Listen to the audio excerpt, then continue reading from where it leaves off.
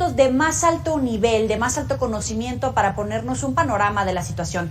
En esta ocasión le doy la bienvenida a Manelich Castilla Cravioto, excomisionado general de la Policía Federal y académico del INACIPE en México, y a Ricardo Sabogal, exdirector de la Unidad de Restitución de Tierras y experto en justicia transicional en Colombia, pero que también tiene un amplio conocimiento en lo que tiene que ver con México. Bienvenidos a ambos, gracias por estar con nosotros. Gracias, muy amables. Manelich, comienzo por preguntarte, ¿en qué situación se encuentra México cuando hablamos de episodios donde hay autodefensas ahora en Chiapas? Bueno, sin duda alguna, estamos viviendo etapas de un pasado no muy lejano, en donde vemos manifestaciones al margen de la ley, con una justificación aparentemente enmarcada en temas de justicia social, y que se ha sabido a lo largo del tiempo no son más que una fachada de otro tipo de intereses que ponen en riesgo la estabilidad al relevar al Estado en algunas funciones prioritarias como la de seguridad. Estamos en este momento viendo estos brotes, lo que sucedió el fin de semana en Chiapas, pero lo que ha estado sucediendo en Michoacán también en meses anteriores, y creo que ese es uno de los puntos más importantes actualmente en la agenda de seguridad del país. Vamos con Ricardo Sabogal en lo que restablecemos la comunicación contigo, Manelich. ¿En qué situación observas a México haciendo una comparativa de las lecciones que tienen aprendidas en Colombia? Evidentemente hay ciertas diferencias, pero ¿cuáles son esos sitios en común que puedes observar para alertar a México? Pues hay una diferencia clara, y es que el paramilitarismo en Colombia nace como una expresión que se organiza por parte de finqueros más que todo para enfrentar guerrillas que estaban afectando y donde había un vacío institucional. En México es completamente diferente, no está ese elemento de las guerrillas. Lo que uno ve es una conformación de grupos que en cierta forma intentan como darle tranquilidad a una comunidad que se está viendo afectada por expresiones violentas.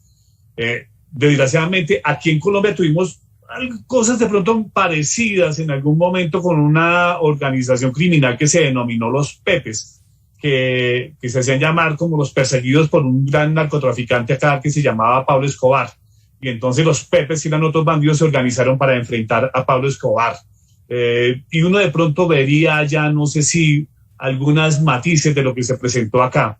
Ahora, ¿qué ocurre con ese tipo de organizaciones? Es que siempre se sabe cómo comienzan, pero no cómo terminan.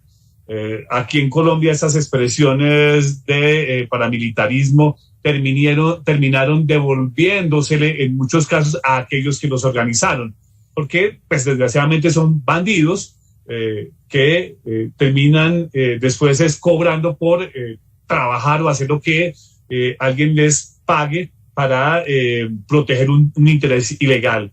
Entonces, es preocupante. Ojalá ustedes miren mucho lo que ocurrió aquí en Colombia y no permitan que eso avance, porque en los inicios aquí en Colombia también el Estado en cierta manera le dio algo o los toleró, y eso fue uno de los peores errores en Colombia, y eso costó muchos muertos acá en Colombia. A ver, empecemos por ahí, Manelich. ¿Hay un margen de tolerancia por parte del gobierno federal y de los gobiernos estatales? Porque no es exclusivamente de este gobierno. La inseguridad es una deuda histórica a través de gobiernos del PAN, del PRI, los locales, del PRD, etcétera. Sin duda, lo que mencionaba Sabogal verdaderamente relevante.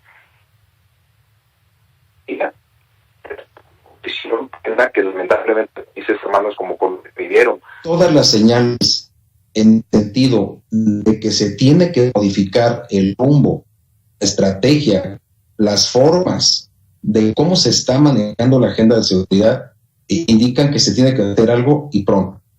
La evidencia señala eso, y no podemos dejar pasar más tiempo en hacer estos ajustes. Tú dices bien, Joely, ha habido históricamente una deuda en materia de seguridad. Esto debe ser un tema de carácter institucional. Hay que entender que la ingeniería del crimen organizado se ha modificado de manera muy importante, se ha tecnificado,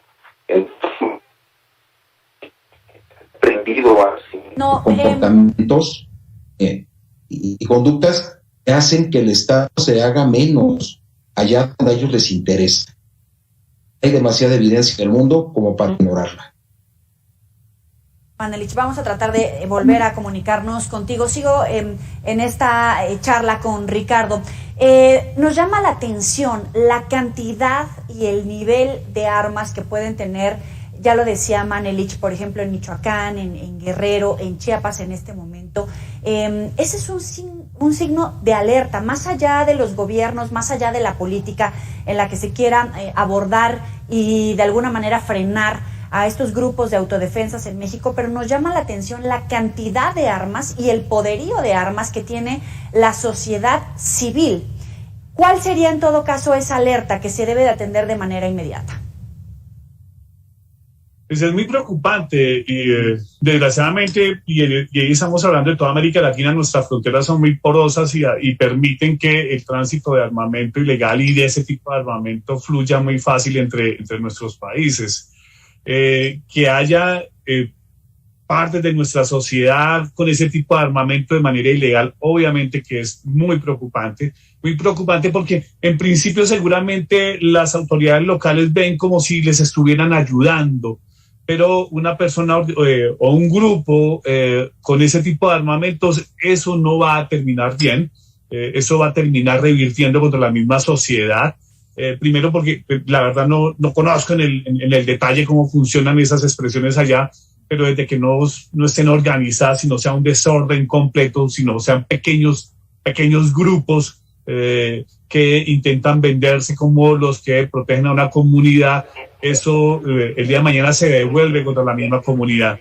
Ahí deberían iniciar un proceso muy fuerte para desarmar a la gente y fortalecer las instituciones en lo local. O sea, el hecho de darle cabida a esas expresiones violentas es por debilidad del Estado en la capilaridad en lo local. Ahí lo que hay es que fortalecer las autoridades locales y judicializar, que eso no se repita, y eso significa un fortalecimiento del aparato judicial en lo local, que esas personas que toman la justicia por mano propia sean castigadas y que el imperio de la ley las afecte, porque si no, eso no le va a terminar bien. Vamos a ver si la quinta es la vencida. Manelich, ¿estás ahí? Ojalá, aquí estoy. Ahí, perfecto. Una disculpa, son cuestiones ajenas a nosotros. No te preocupes.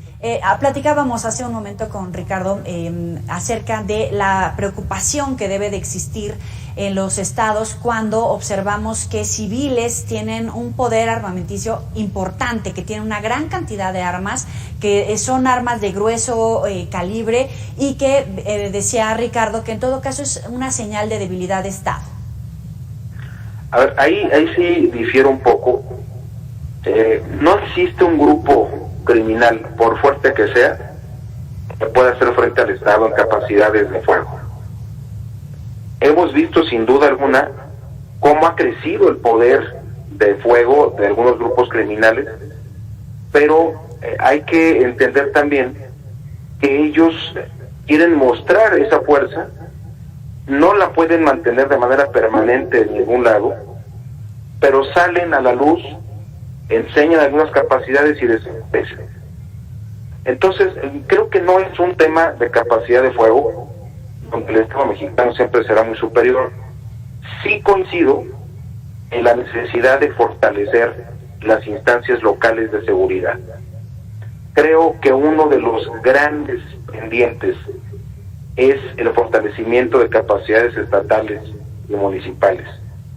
Y hoy se tiene un modelo nacional de policía y justicia cívica que no ha recibido el impulso necesario de la Federación para poderse implementar. Es una de las más importantes tareas por realizar en estos años por venir, fortalecer este modelo, porque de lo contrario no podemos pensar en recuperar espacios no alcanzaría ni la Guardia Nacional ni ninguna otra instancia. Se tiene que manejar desde lo local, se tiene que fortalecer ahí. Bueno. Ricardo.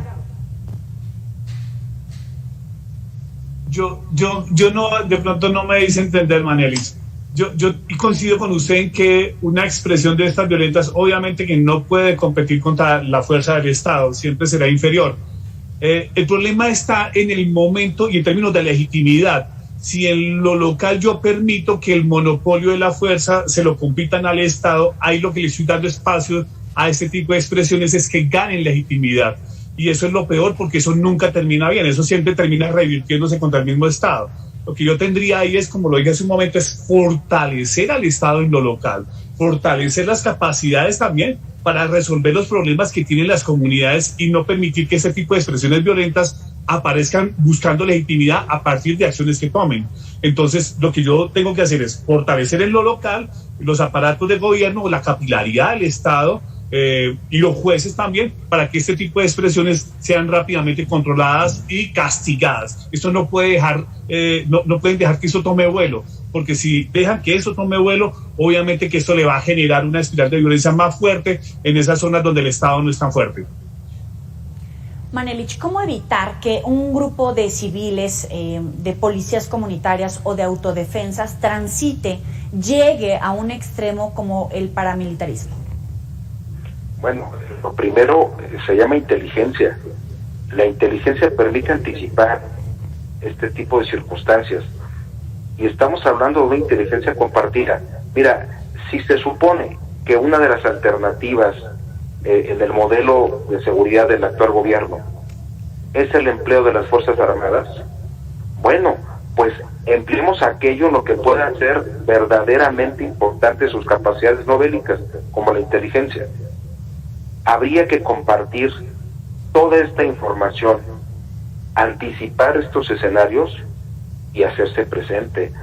Es un hecho, como bien señalan del modelo colombiano, que las debilidades, ahí donde el Estado se aleja, donde el Estado es invisible, donde el Estado no se siente entre la gente, nacen no solamente los grupos criminales, sino los que ideológicamente creen justificar la violencia como forma de reclamo histórico a sus necesidades. Y hoy por hoy, la única forma de evitarlo es anticipar escenarios con base de inteligencia. Y creo que hay que recuperar mucho de lo que se había avanzado en esa materia. Esa es la clave: inteligencia y voluntad para operar anticipando escenarios. Miren, en redes sociales comienza evidentemente a crecer el debate. Diego Quesada dice: ante el estado de indefensión en la que se encuentran los ciudadanos, si al gobierno federal no le interesa someter a los grupos criminales al marco de la ley, lo tendrán que hacer los ciudadanos, al no tener más alternativa que tomar las armas en sus propias manos y defenderse. Ya lo ven como la única alternativa, Manelich. Preocupante. Es preocupante que se piense así, y creo que por eso el gobierno debe dar señales. A ver, yo no quiero hacer una crítica ligera a esa política de abrazos y no balazos, pero sí me parece que ya es tiempo de que esos abrazos, esos programas sociales, esos apoyos vengan acompañados de órdenes de aprehensión, de despliegues focalizados para desmantelar generadores de violencia, y de esta manera demostrar, Yoli, que el Estado es fuerte y que es capaz de hacer las cosas.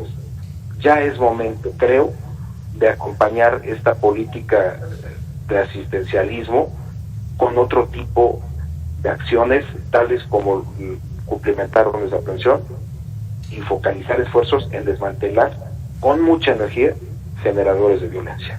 Ricardo.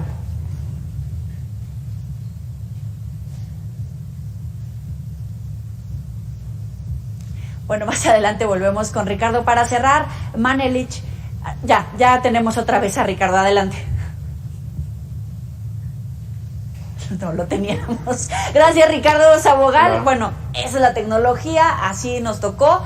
Manelich, un comentario para cerrar. porque evidentemente es una situación muy delicada que semana con semana, por desgracia, pues va creciendo, se va agravando evidentemente el riesgo de que criminales, que bandas del narcotráfico penetren en la sociedad y estos grupos queden expuestos tanto al crimen organizado como a quedar en medio de este fuego cruzado, Manelich. Sí, a ver, se tiene que actualizar el diagnóstico de quiénes son los que están detrás de estos movimientos, dar pasos, como en unos momentos, muy firmes para marcarles un alto a estos grupos empoderados, sobre todo los del narcotráfico, la delincuencia organizada, y después atender ahí sí con toda la fuerza del Estado la parte social que pudiera tener un justo reclamo. Pero estoy casi convencido que gran parte de estas movilizaciones, estas manifestaciones, obedecen a intereses ajenos a la justicia social que reclaman y a las carencias que exigen se atiendan. Y no hay que permitir caer en el juego propagandístico que está en los manuales también de este tipo de grupos. Podemos o no ser afines a la forma de gobernar, pero en temas de seguridad me parece que tenemos que tener más unión y respaldo a acciones firmes del Estado. Manelich Castilla Cravioto, excomisionado general de la Policía Federal y académico del INACIPE en México, y Ricardo Sabogal, exdirector de la Unidad de Restitución de Tierras y experto en justicia transicional en Colombia. Gracias a ambos por estos minutos tan interesantes para el auditorio de Mega Noticias. Muchas gracias, Joely y Ricardo, un gusto. Hasta luego. Igual, Manelich, igual, Joely, un abrazo, hasta luego. Hasta luego. Vamos a hacer una breve pausa. Usted sabe que puede recuperar este análisis, el debate en los próximos espacios informativos y por supuesto en las redes sociales. Oiga, no se enojen, tampoco es para estar agrediendo. Estamos poniendo el análisis para que puedan ustedes opinar. Muchas gracias de todas formas por sus opiniones. Ya volvemos. ¿Se pasa la noche tratando de ponerse cómodo sin lograrlo? Al dormir de la